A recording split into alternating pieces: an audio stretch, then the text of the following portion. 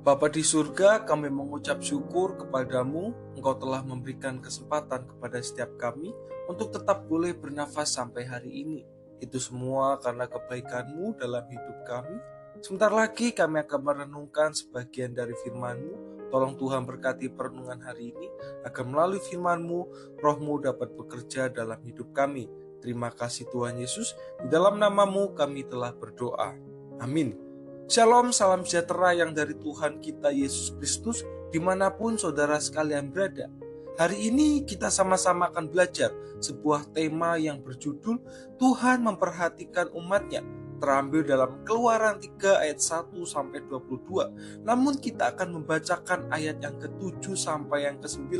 Demikian firman Tuhan. Dan Tuhan berfirman, Aku telah memperhatikan dengan sungguh kesengsaraan umatku di tanah Mesir, dan aku telah mendengar seruan mereka yang disebabkan oleh pengerah-pengerah mereka. Ya, aku mengetahui penderitaan mereka.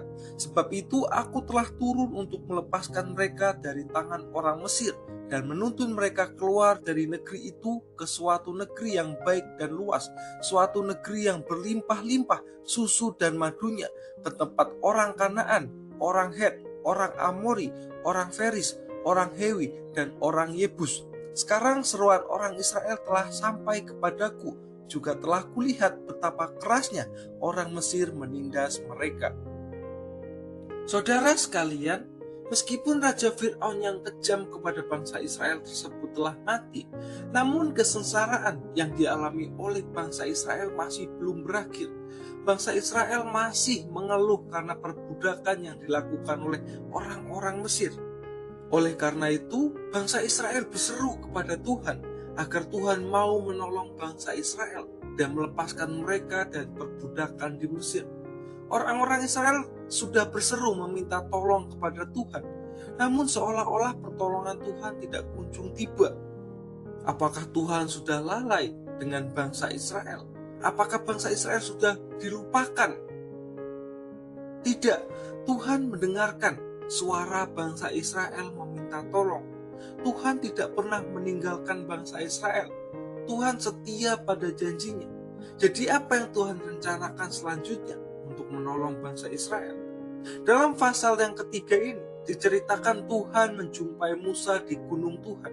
Di sana Tuhan mengulangi perjanjiannya bahwa Tuhan setia pada janjinya.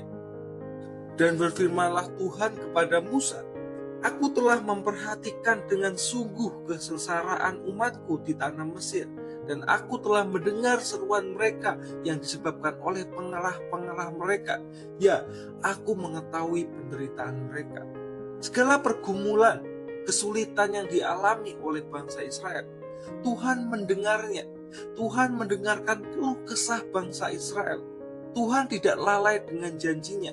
Ia datang menyatakan dirinya bahwa ia masih sama seperti yang dulu, sekarang, dan yang akan datang.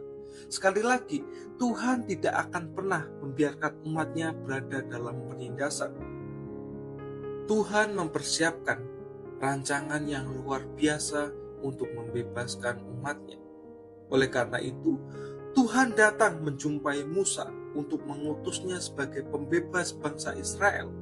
Musa diutus Tuhan untuk membawa bangsa Israel kembali ke tanah Kanaan yang berlimpah susu dan madunya. Tuhan memakai Musa untuk menjadi alat Tuhan membebaskan kesengsaraan bangsa Israel dan membawa kembali umatnya di tanah Kanaan. Meskipun dikatakan bahwa Musa adalah orang yang tidak pandai berbicara, berat lidah dan mulutnya, tetapi Tuhan tetap mengutus Musa karena Musa tidak dibiarkan jalan sendiri. Tuhan yang akan menyertai Musa. Saudara sekalian, melalui pembacaan kita hari ini, apa yang dapat kita pelajari? Setiap kita pasti mengalami masa-masa sulit dalam hidup kita. Pasti akan mengalami pergumulan yang hebat, mengalami penindasan dari orang lain, sakit penyakit yang tidak kunjung sembuh.